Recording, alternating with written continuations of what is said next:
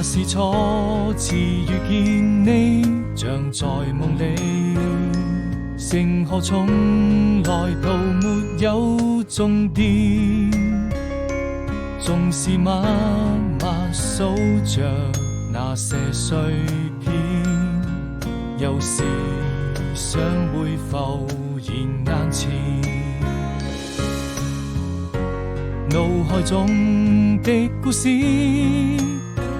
和夢裏的畫面，不同地點，相似的一瞬間就在眼前，不經意間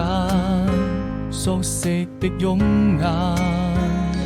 是否記得我們曾口許下的誓言，一定要牢牢記住這一